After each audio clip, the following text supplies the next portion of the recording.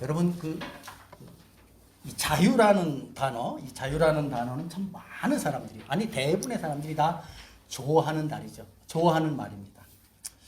사실 세계 역사를 보면 이 자유를 얻기 위해서 뭐 작게는 한 마을이, 또 크게는 나라가 이 자유를 얻기 위해서 투쟁하고 피 흘린 사실을 우리가 알 수 있습니다.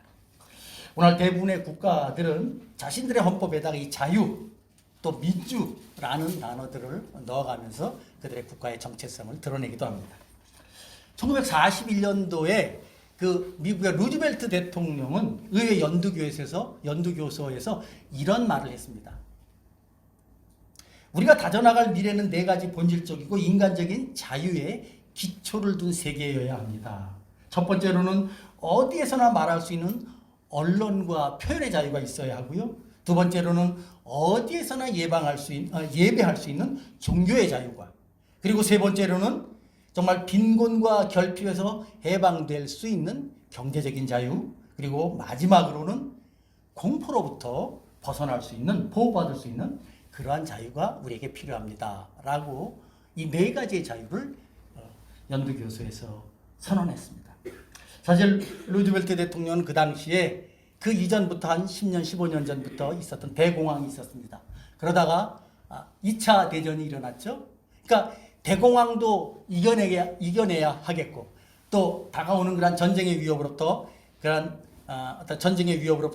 국민을 보호하고 또 세계를 또 구해야 한다는 그러한 막중한 사명감으로 이러한 자유를 선언하면서 국민들의 마음을 이렇게 한 마음으로 결집시키고 또 에너지를 내게 해서 결국은 2차 대전의 승리자의 편에 섰고, 더 나아가서 이제 오늘날 유엔이라고 하는 그런 세계적인 그런 단체도 만들어낸 것 우리가 잘 알고 있습니다. 그런데 우리 기독교에서 말하는 자유는 지금 루즈벨트 대통령이 말한 보편적이고 인류적인 그러한 자유와는 좀 결이 다른 자유입니다. 앞서 루즈벨트 대통령이 말한 네 가지의 자유는 정말 우리의 말과 행동, 종교적 양심과 신체를 억압받지 않는, 그리고 경제적으로도 최소한의 생활을 보장받을 수 있는 그러한 자유를 말한다면, 사도 바울이 이 갈라디아서를 통해서 말한 자유는 어떤 자유입니까? 죄와 율법의 멍에로부터 우리를 구원하신, 우리를 벗어나게 하신 그런 놀라운 영원한 생명과 구원의 자유입니다. 예수님께서는 요한복음 8장 32절에서 진리를 알지니 진리가 너희를 자유케 하리라는 말씀을 주셨습니다. 더 나아가 아들이 너희를 자유롭게 하면 너희가 참으로 자유하리라, 그런 말씀을 주셨습니다. 즉 사도 바울이 오늘 본문에서 말한 이 자유는 바로 이런 예수님 때문에 주어지는 복된 영원한 생명의 자유임을 우리는 잊지 말아야 하겠습니다. 사도 바울은 바로 이 갈라디아서에서 바로 그 자유의 특성이 무엇인가 하는 것을 우리에게 이 짧은 세 구절의 말씀을 통해서 가르쳐주고 있는 것입니다. 저는 오늘 13절 15절에 나오는 이 세 구절의 말씀을 통해서 우리가 누리고 있는 이 자유가 어떤 특징이 있는 것인가 한번 좀 살펴보도록 하겠습니다. 첫 번째로 살펴볼 말씀은 13절입니다. 우리 한번 13절 다시 한번 읽어보도록 하겠습니다. 다 같이 읽습니다. 시작. 형제들아, 너희가 자유를 위하여 부르심을 입었으나 그러나 그 자유로 육체의 기회를 삼지 말고 오직 사랑으로 서로 종로로 달아. 예. 사도는 먼저 하나님의 거룩한 백성들, 여기서 보면 형제들아 이렇게 말씀하고 있어요. 이 형제들아라는 말 속에는 많은 것을 담고 있어요. 우리 모두가 다 하나님 아버지를 모시고 있는 사랑하는 형제 자매들이다, 그런 의미죠. 그런데 그런 우리들이 다 자유를 위하여 부르심을 받았다, 그렇게 말하고 있습니다. 이 자유를 위하여 부르심을 받았다, 그러니까 하나님께서 우리를 당신의 거룩한 자녀로 삼아주신 이유가 무엇인가? 하나님께서 우리들에게 주시고자 하시는 그 자유를 누리도록 하기 위해서, 또 그것을 누릴 뿐만 아니라 그 자유를 누리지 못하는 사람들에게 드러내도록 하시기 위해서 우리를 불러주셨다는 뜻입니다. 앞서도 말씀드렸습니다. 우리가 정말 예수 그리스도 안에서 누리는 자유는 다른 자유가 아니라 죄와 율법의 멍에로부터 우리를 구원하신 하나님의 그 영원한 생명의 자유입니다. 죄는 반드시 그 죄에 대한 책임을 하나님께서 물으십니다. 이걸 죄책이라고 하죠. 그 죄책으로부터 벗어나는 자유. 그 죄책이 이제 하나님께서 우리에게 그 죄에 대한 책임을 묻지 않으시는 그런 구원, 그것을 사도 바울은 자유라는 단어로 표현한 것입니다. 왜? 그것으로부터 벗어났기 때문에, 그것으로부터 해방되었기 때문에. 그리고 또 우리가 살면서 하나님의 약속의 말씀, 율법의 말씀 온전히 지키지 못합니다. 항상 우리는 지키려고 애를 쓰고 순종하려고 애를 쓰는데 제대로 못하죠. 그럼에도 불구하고 우리가 제대로 하지 못했다 그래서 하나님께서 너 왜 이렇게 살았어 하면서 우리를 책망하시거나 벌 주지 않으신다는 것. 그 하나님의 본 기본적인 마음은 그거를 바라보시면서 좀 더 잘하지 그랬니? 좀 더 이렇게 해봐라. 이런 마음이시라는 거죠. 우리가 예수 그리스도 안에 있으면 하나님의 복된 사람이 되었으면 그런 사람이라는 것이죠. 그래서 그것을 사도 바울은 너희가 그 자유를 위하여 부르심을 받았다. 이런 얘기를 하고 있습니다. 여러분, 우리가 너무나 잘 알고 있는 사실이지만 어떻게 하나님이 우리를 그렇게 해주실 수 있습니까? 아무런 대가도 없이 그렇게 하셨습니까? 그렇지 않다는 거죠. 반드시 대가가 있었습니다. 어떤 대가가 있었습니까? 독생자이신 우리 주 예수 그리스도께서 당신의 살과 피를 흘리시고 찢기셔서 우리를 위해서 희생하셔서 하나님 앞에 우리의 모든 대속제물이 되신 것입니다. 우리의 중보자가 되신 것입니다. 그래서 이 자유는 사실은 내가 뭐 잘해서 얻은 것이 아니라 우연히 얻어진 것이 아니라 하나님의 아들이신 예수 그리스도께서 아주 구체적인 목적을 가지고 우리에게 해주신, 우리에게 마련해 주신 자유입니다. 그것이 만약에 취소되거나 그것이 만약에 훼손당한다면 우리에겐 그 자유가 훼손당하고 취소되겠지만 절대로 그런 일은 없기 때문에 예수 그리스도 안에 있는 이 성도의 자유는 절대로 훼손되지 않는다는 것이죠. 그래서 어느 면에서 보면 이것은 우리에게 절대적인 자유입니다. 그러니까 절대적인 자유라는 의미는 훼손되지 않고 뭐 약해지지 않고 없어지지 않는, 그냥 우리 스스로 그것을 그렇게 느낄 수는 있겠지만 그 자유의 성격은 그런 자유라는 것이죠. 사도 바울은 오늘 본문에서 이제 그런 자유를 앞서서 쭉 얘기했습니다. 그러면서 무슨 얘기를 하냐면, 형제들아 너희가 자유를 위하여 부르심을 입었으니 그러나 그 자유로 육체의 기회를 삼지 말아라. 자유로 육체의 기회를 삼지 말라고 합니다.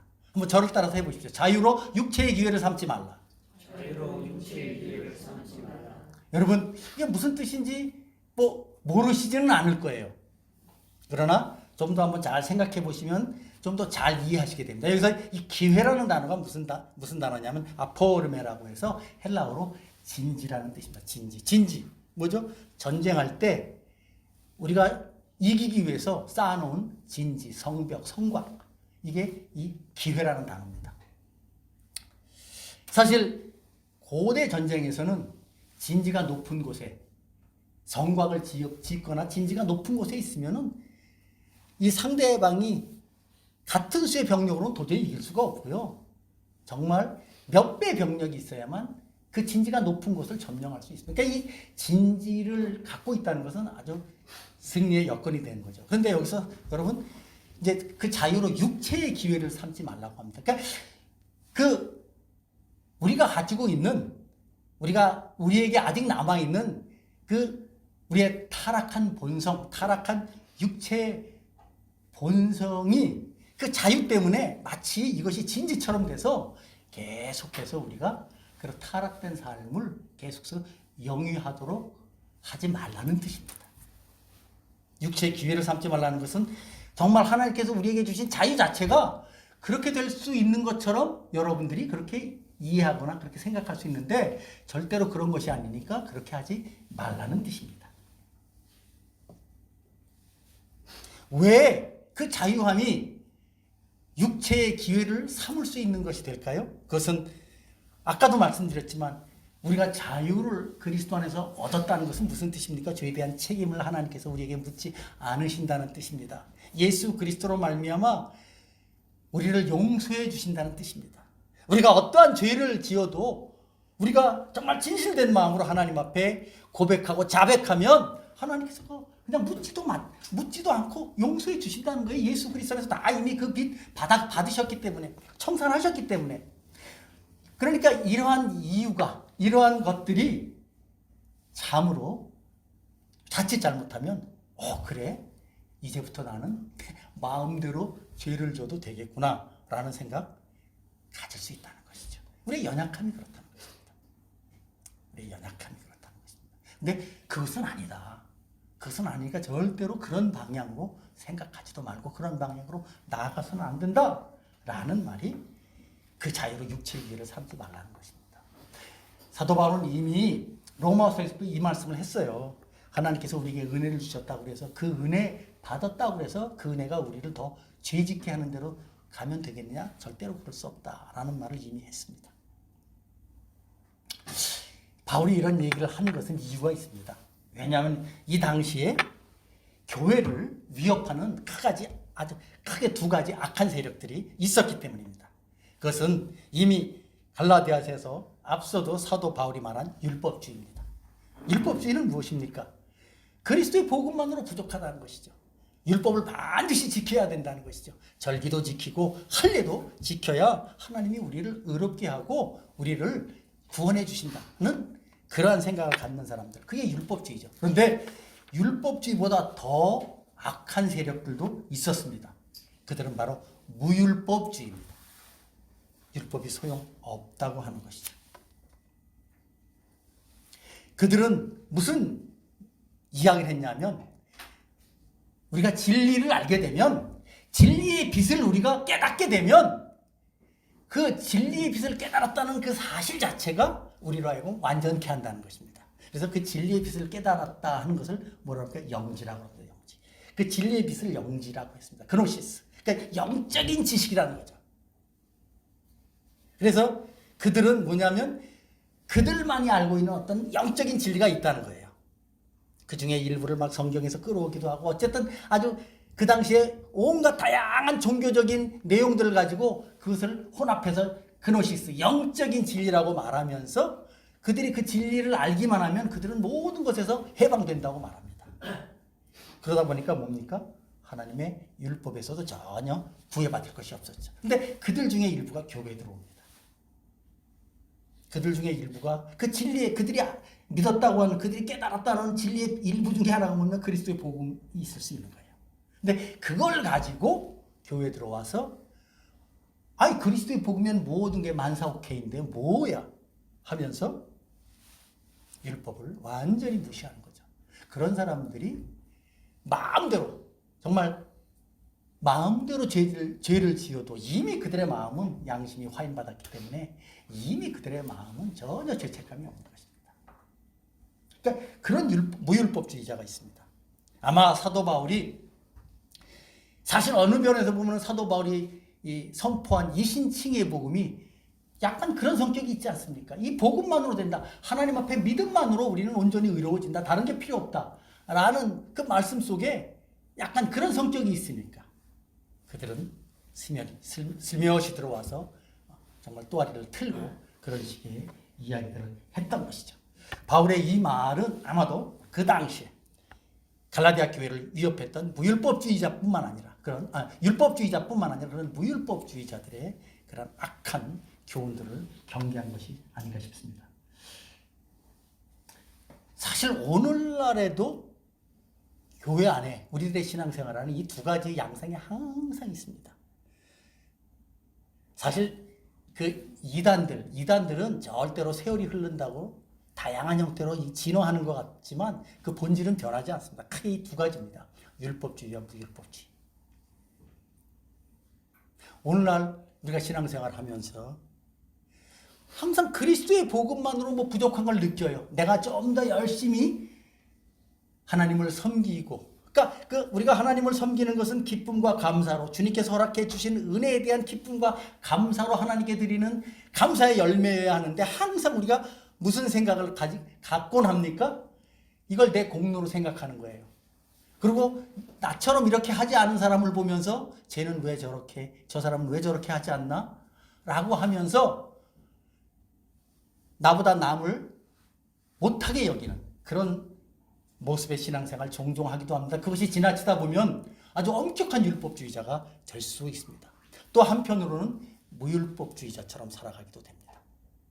근데 참 많은 경우에 보면은 우리가 이런 그 성향을 띠게 되죠.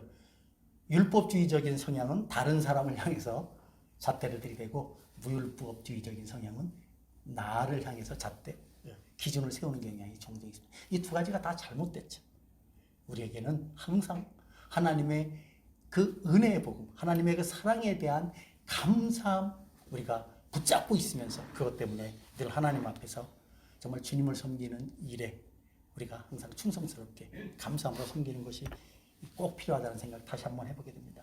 이 자유로 육체의 기회를 삼지 말라라고 하는 그 말씀 속에 자유가 가지고 있는 어떤 분명한 성격이 드러나죠. 그것은 바로 절제라는 것입니다. 절제. 우리가 자유로우면, 우리가 자유하면 누구보다 더 풍성한 다양한 형태의 자유를 누리고 있으면 그 자유로 다른 사람에게 어려움을 주고 다른 사람의 마음에 상실감을 주기보다는 그들을 더 배려할 수 있는 그런 마음이 필요하다는 것이죠.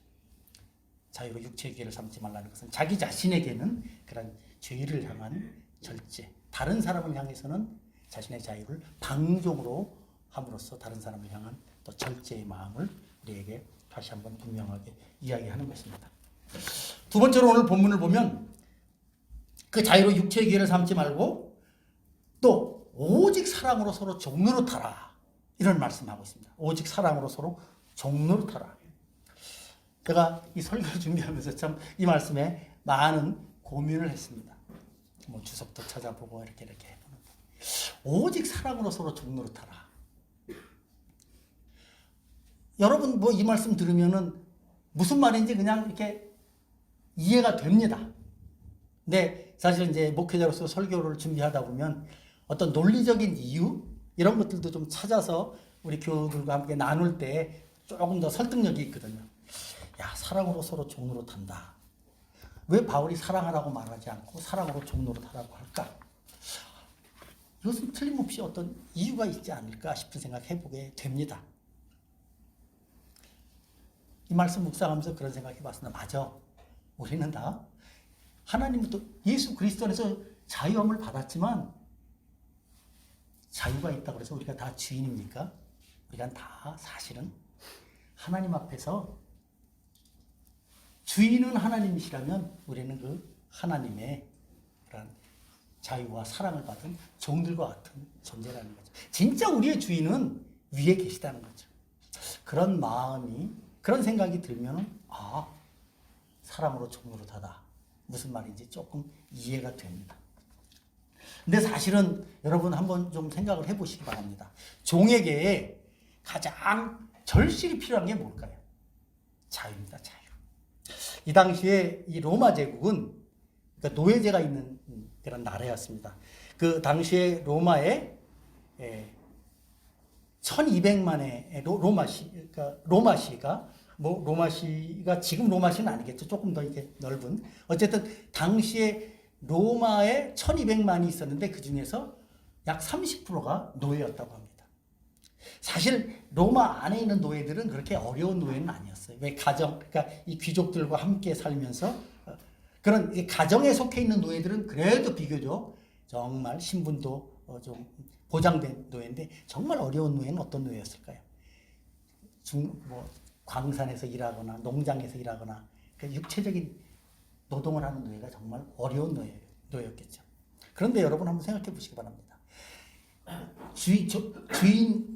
주인한테 이렇게 소속돼서 가정에서 소속돼서 그 당시에 노예가 다양한 일을 했거든요. 뭐 셰프부터 시작해서 심지어 변호사, 의사까지도 노예가 전문 지식에 따라서 또는 어떻게 그러니까 어떤 노예에서 이렇게 뭐 이렇게 또 가르치는 어떤 것들도 있겠죠. 특별히 전문 지식은 뭐 특별한 가르침을 양성하는 양성소는 쉽지는 않겠지만 어쨌든 간단한 것들은 가르치는 곳이 있었고 원래 로마로부터 이렇게 침략당해가지고 포로로 왔을 때 이미 아주 탁월한 전문가들도 있었을 것입니다. 그러니까 그런 사람들은 그런 자신들이 갖고 있는 전문적인 지식이나 능력을 가지고 주인의 가정에서 여러 가지 역할을 했는데 그 중에 변호사도 있었고요. 경제 교사도 있었고 의사들도 있었습니다. 이솝도 여러분 놀라운 동화 작가지만 그도 노예라는 거 여러분 다 알고 계시잖아요. 근데 아무리 그런 정말 힘들고 어려운 형편에 있던 노예이든지 가정에서 잘 대우받으면서 또 나름대로 부유하게 사는 노예든지 문제는 뭡니까? 그들은 다 노예라는 거예요. 자유가 없다는 거예요. 언제라도 주인이 스톱 하면은 그냥 멈추는 것이 그들의 신분입니다. 그때 노예에게 가장 절실한 것은 무엇일까요? 바로 자유입니다. 다만 한 가지, 주인이 참 좋은 사람이면, 주인이 인격적인 사람이면 최대한도의 그러한 자유를 누리면서 잘 살고 있겠죠. 오늘 이 사랑으로 서로 종노릇하라 하는 이 말씀을 통해서 저와 여러분들이 잘 좀 생각해 봐야 할 것은 이러한 우리가 가지고 있는 이 자리에 대해서 한번 잘 생각해 볼 필요가 있습니다. 우리는 하나님 앞에서 어찌 보면 우리가 주인 된 신분이 아니라 주인 되신 하나님 앞에서 서로 하나님의 사랑을 받은 자로서 서로가 서로를 섬겨야 하는 그러한 신분이기 때문에 사랑으로 서로 종노릇하라라는 사도 바울의 권면이 있는 것이 아닌가 싶습니다. 사실 이게 쉽지는 않은 거죠. 그런데 성경을 보면 이런 모습을 보여준 예가 아주 명확하게 잘 나오죠. 어디에 그것이 있습니까? 요한복음 13장을 보면 예수님께서 최후의 만찬석상에서 제자들의 발을 씻겨 주신 사건 여러분 다 기억하실 것입니다. 유대사회에서 이 발을 씻기는 것, 그러니까 종이 했던 가장 허드렛 일 중에 하나가 바로 주인의 발을 씻기는 것이죠. 그런데 주인이시면서 스승이시면서도 정말 주님이셨던 그리스도께서 제자들의 발을 씻겨주셨어요. 근데 사실 제자들의 발을 씻겨주셨는데 우리들이 그 말씀을 보면서 다 아시지만 제자들 주님의 그런 섬김을 받을 만한 제자들입니까? 그 제자 중에 한 사람은 은삼십에 예수님을 팔아넘길 것이고 수제자로 자처했던 어떤 제자는 나 예수님 모른다고 3번 부인할 것이고 대부분의 제자들은 다 예수님 잡혀가자마자 다 뿔뿔이 도망가고 말 제자들입니다. 그런데 예수님께서 그런 제자들의 발을 씻겨 주시는 것입니다. 주님께서 왜 그들의 발을 씻겨 주셨을까요? 왜 종처럼 그들을 섬겨 주셨을까요? 그것은 예수님께서 곧 당신이 십자가에 달리실 것을 예고하신 것입니다. 정말 이 발 씻겨주는 것보다 훨씬 더 큰 희생을 주님께서 드러내 줄 것이기 때문입니다. 그러면서 또 한편으로는 이제 예수님의 제자든 그런 예수님의 십자가의 대속의 공로와 은혜를 누구보다도 먼저 누리면서 있다는 가운데서 그리스도의 복음을 전해야 될 것인데 그들이 어떻게 이 그리스도의 복음의 특성과 성격을 잘 드러내면서 살아가야 할 것인가, 그것을 당신의 최후의 만찬석상에서 마치 유언처럼 보여주신 것입니다. 그것이 바로 그들의 발을 씻겨주신 그런 겸손한 섬김의 모습이었죠. 그래서 그 자리에서 예수님께서 이런 말씀을 해주시지 않습니까? 한번 이 말씀 한번 보겠습니다. 요한복음 한번 보겠습니다. 요한복음 13장 34절과 35절입니다.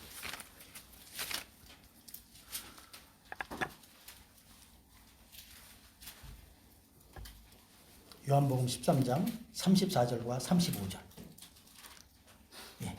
다 찾으셨으면 한 목소리로 같이 한번 읽어봅니다. 새 계명을 너희에게 주노니 서로 사랑하라. 내가 너희를 사랑한 것 같이 너희도 서로 사랑하라. 너희가 서로 사랑하면 이로써 모든 사람이 너희가 내 제자인 줄 알리라. 예수님께서 서로 사랑하라 그런 말씀을 주셨어요. 내가 너희를 사랑한 것 같이 너희도 서로 사랑하라. 예수님 어떻게 사랑하셨습니까? 정말 겸손하게 사랑하셨어요. 그렇게 하지 않으셔도 되는데 그렇게 하셨어요. 그러니까 사도 바울이 사랑으로 서로 종노릇하라 한 말씀은 다른 교훈이 아닌 것 같아요. 예수님이 하신 바로 그 교훈을 제자들로부터 교제하면서 듣고 사랑으로, 여러분 우리가 그리스도의 자유를 받았으면 사랑으로 서로 종노릇해야 되는 것 아닙니까? 그렇게 말한 것 같아요. 이것은 그리스도의 사랑을 받은 자로서 마땅히 보여야 할 태도라는 것이죠. 여러분, 사랑함으로 서로 종노릇하라. 내가 너희를 사랑한 것 같이 너희도 서로 사랑하라. 참 이 사랑이라고 하는 단어는 참 우리에게 너무 친숙한 단어면서도 좀 쉽지 않은 단어예요. 왜? 우리가 가장 받기 원하지만 또 우리가 그 받은 만큼 베풀고 사랑하기가 쉽지 않죠.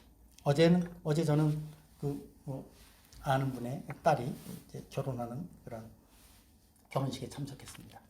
어제 이제 그런 얘기를 했어요. 결혼식에 참석하고 같이 식사하면서 주례하시는 분이 고린도전서 13장 사랑은 언제나 오래 참고 짧은 한마디 말 갖고 이렇게 주례사를 몇 마디 했는데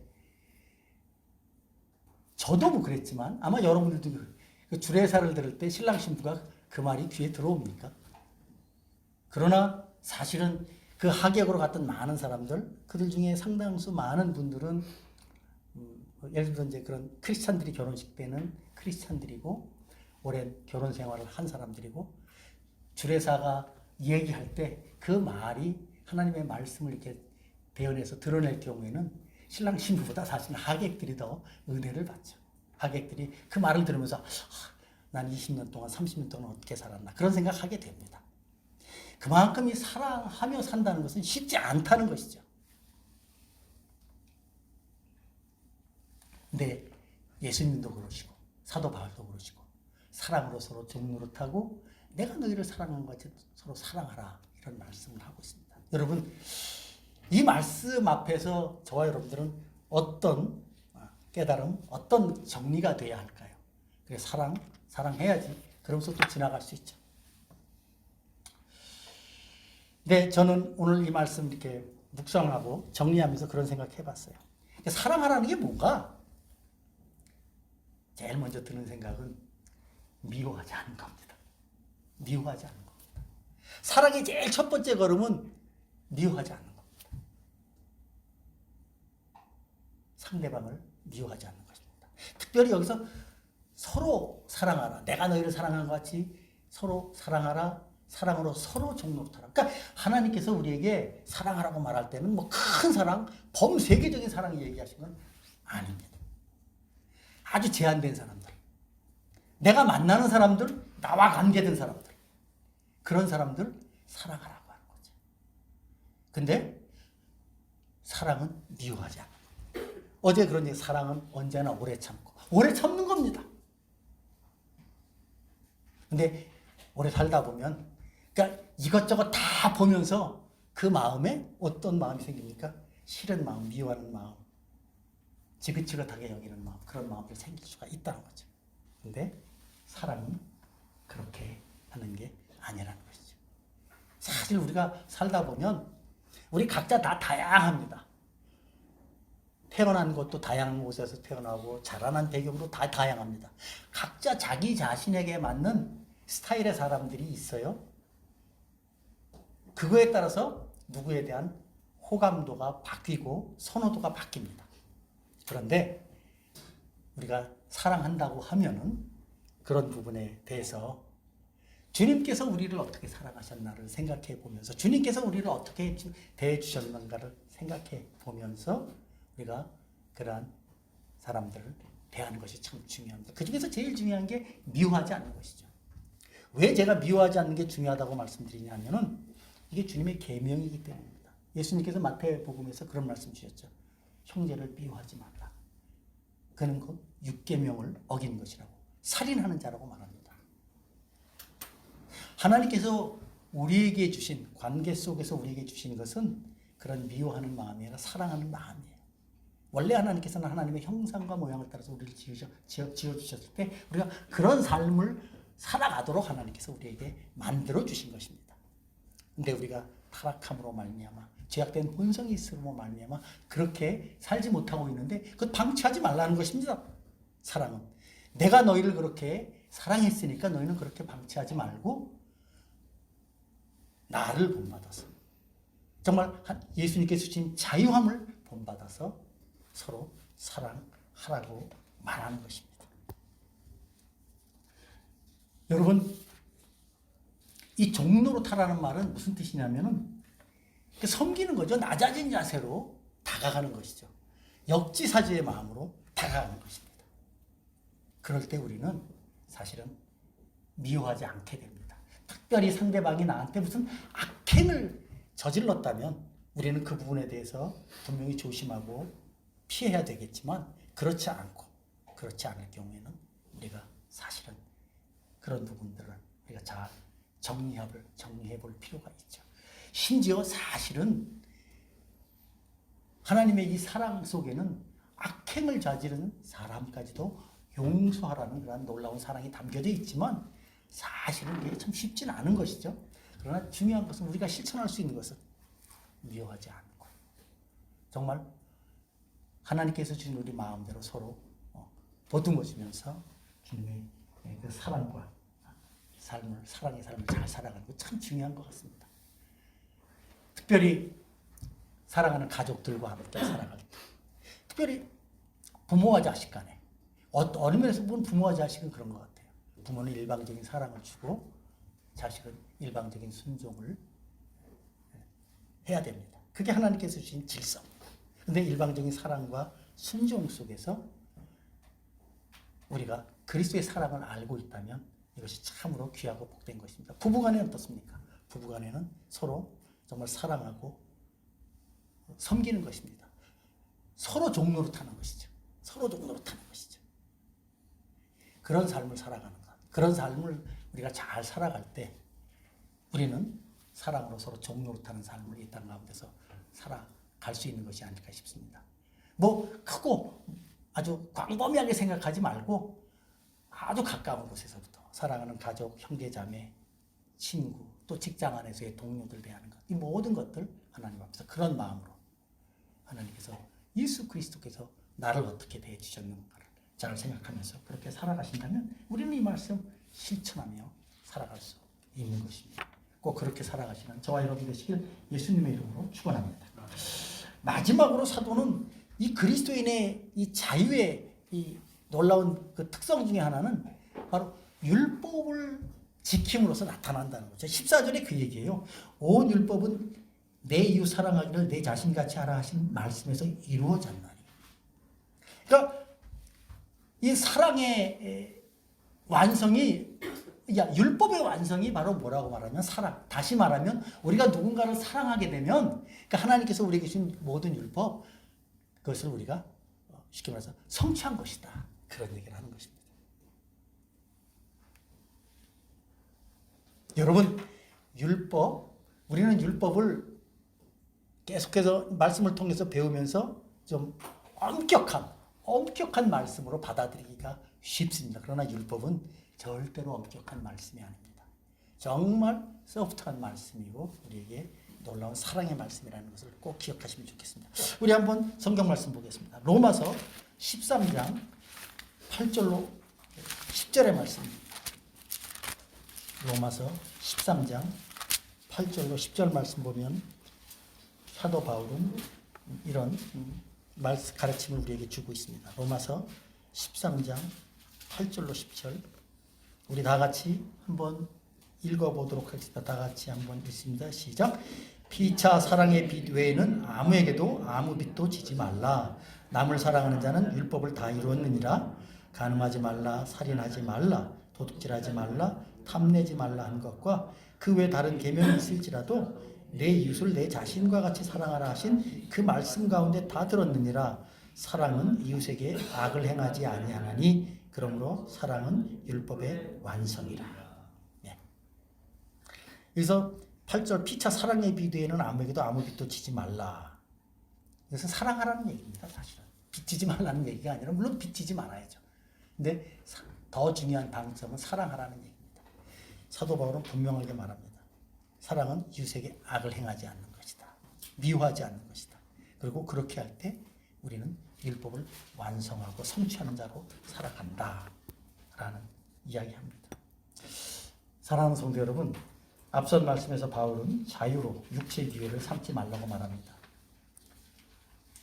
이것은 우리가 그리스도 안에서 그리스도의 그 놀라운 사랑으로 자유함을 얻었다면 죄악된 길을 가지 말라는 뜻입니다.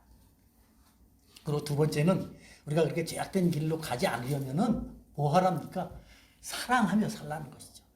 율법의 말씀을 잘 깨닫고 그 율법의 말씀을 온전하게 지키는 삶을 살아갈 때 사랑하며 살아가라는 것입니다.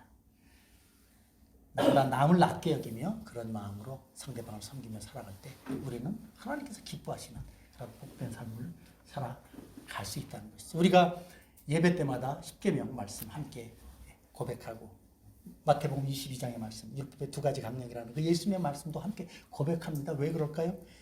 이러한 마음으로 늘 우리 자신을 말씀을 잘 살펴보면서 살아가라는 의미에서일 것입니다. 이제 설교를 맺겠습니다. 오늘 사도 바울은 분명하게 가르치고 있습니다. 하나님께서 그리스도 안에서 우리에게 주신 자유가 어떤 성격인가. 그 자유를 가지고 우리는 죄 있는데도 나아가지 말고 하나님의 말씀을 따라서 정말 사랑으로 서로 종노릇하는 그런 삶을 잘 살아가는 저와 여러분 되셨으면 좋겠습니다. 그런 삶을 우리의 삶 가운데서 매일매일 말씀 안에서 기도하면서 우리의 힘으로 되지 않으니까 기도하면서 우리가 살아갈 때 우리는 하나님께서 기뻐하시는 복된 성도의 삶을 살아가는 것입니다. 올 한 해도 그리고 우리의 남은 생에도 그렇게 잘 살아가는 저와 여러분 되시길 예수님의 이름으로 축원합니다. 기도하겠습니다. 하나님 아버지 감사합니다. 오늘 저희들에게 또 사도 바울이 갈라디아 교인들에게 꼭 하고 싶은 정말 예수 그리스도 안에서 참된 믿음으로 복음 안에서 참 자유를 얻게 된 성도들이 어떻게 그 자유함을 누리며 살아가야 할 것인가를 이런 말씀을 통해서 잘 가르쳐 주시니 감사합니다. 아버지 하나님, 우리가 이 자유함을 따라서 하나님 앞에서 정말 영원한 생명과 구원의 은혜를 받은 자가 되었으니 이것으로 정말 죄를 짓는데 그런 자유함을 사용하지 않도록 인도해 주시옵소서. 무엇보다도 사랑으로 서로 종노릇하는 그런 복된 성도의 삶을 잘 살아갈 수 있게 해주시고 그런 성도의 삶을 잘 살아가기 위해서 하나님의 말씀, 이 생명의 말씀을 잘 기억하고 깨닫고 우리 삶 속에서 실천해 나가는 우리 모두가 될 수 있도록 도와주시옵소서. 감사드리며 예수님의 이름으로 기도하옵나이다. 아멘. 네, 찬송가 325장 하나님 앞에 찬양합니다.